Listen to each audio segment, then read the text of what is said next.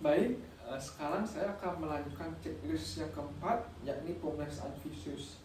Nah, yang pertama, di sini kita meminta pasien untuk menghadap kartu Snellen, di mana jaraknya 6 meter. Nah, setelah kita meminta pasien untuk duduk menghadap kartu Snellen berjarak 6 meter, yang kedua kita harus menjelaskan mengenai apa pemeriksaan yang akan kita lakukan. Ibu, di sini kami akan melaksanakan pemeriksaan visus. Nah, pemeriksaan visus itu adalah pemeriksaan untuk menilai ketajaman mata. Nah, nanti di sini ada kartu Snellen.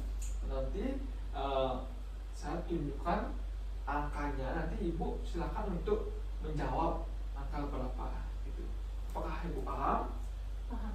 Baik. Selanjutnya kita minta pasien untuk menutup salah satu mata. Silakan ibu tutup mata sebelah kiri. Nah, tutup tapi jangan ditekan ibu.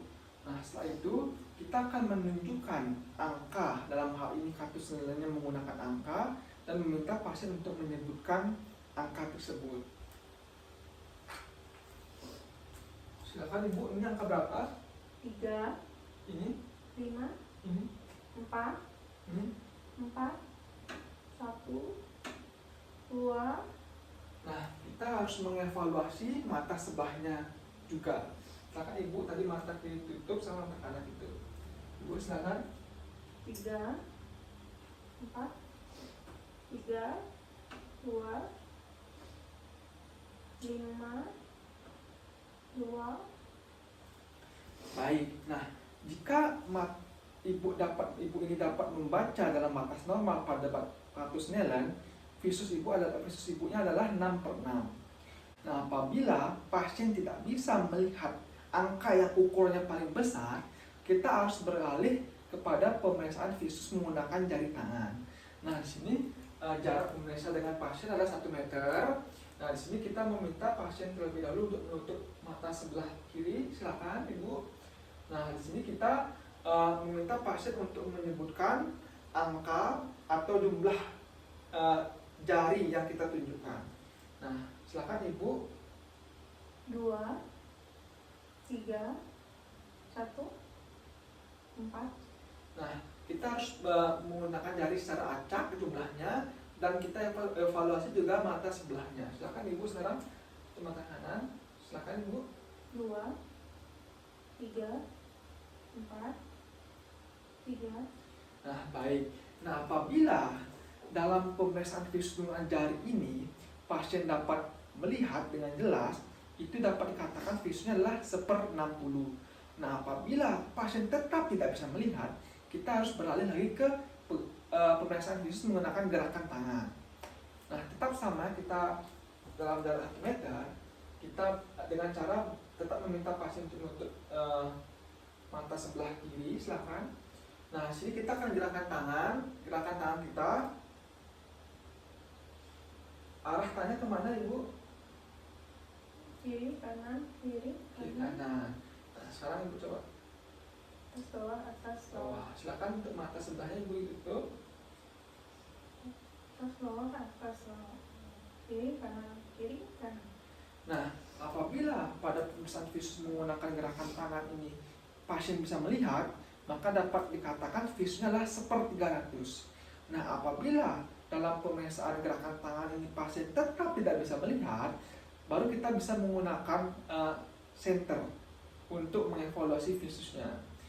Nah, pemeriksaan senter atau pemeriksaan visus menggunakan cahaya, nah caranya kita berada di depan pasien, jangan terlalu dekat dan jangan terlalu jauh juga. Nah, kita menggunakan senter di sini dan kita arahkan senter dari berbagai arah. Nah, kita minta pasien untuk menyebutkan arahnya dari mana. Sama kita minta pasien untuk menutup mata yang terlebih dahulu. Silakan tutup mata kiri Ibu. Nah, jadi kita mengevaluasi mata bagian kanan. Nah, sebutkan Ibu arah cahaya dari mana. Bawah, kiri, atas, bawah. Nah, kita juga mengevaluasi mata yang sebelahnya. Silakan Ibu tutup. Bawah, atas, kiri. Nah, apabila pasien ini dapat melihat arah cahaya dengan benar semua, maka dapat kita sebutkan bahwa visusnya adalah seperti tak hingga dengan proyeksi baik. Nah, sedangkan apabila pasien misalkan tidak bisa melihat atau menyebutkan arah cahaya yang misalkan arah cahaya di bawah, sedangkan pasien menyebutkan dari samping, maka kita sebutkan visus pasien itu seperti tak hingga dengan proyeksi salah pada bagian bawah atau bagian inferior. Nah, selanjutnya semua pemeriksaan tadi harus dilakukan dengan dua mata yang berbeda. Jadi kita harus lakukan secara bergantian, mata kanan dan juga mata kiri.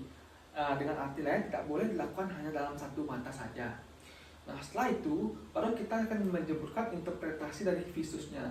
Nah, tadi sudah sempat saya singgung bahwa jika menggunakan katus Snellen, jika pasien bisa melihat dengan baik atau dengan normal, itu adalah visusnya bisa disebutkan 6/6. Nah, apabila menggunakan katus Snellen tidak bisa melihat walaupun dengan angka yang paling besar, kita bisa beralih menggunakan jari tangan.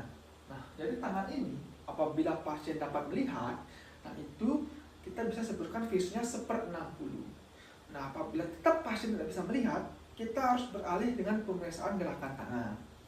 Nah, pemeriksaan visus menggunakan gerakan tangan ini, jika pasien dapat menyembuhkan dengan benar, maka dapat disebutkan visusnya 1/300. Namun, apabila pasien tetap tidak bisa menunjukkan arah dari gerakan tangan tersebut, kita beralih ke pemeriksaan visus menggunakan cahaya atau menggunakan senter. Nah, pada pemeriksaan visus menggunakan senter ini, jika pasien dapat menyebutkan arah cahaya dengan baik secara sempurna atau semuanya, bisa kita sebutkan bahwa visusnya seperti tak hingga dengan proyeksi baik. Nah, apabila pasien itu misalkan kita mengalihkan senter pada bagian bawah, sedangkan pasien menyebutkan cahaya dari samping, maka bisa kita katakan visusnya seperti tak hingga dengan proyeksi salah pada bagian inferior atau bagian bawah. Baik, sekian dari pemeriksaan visus atau pemeriksaan checklist yang keempat.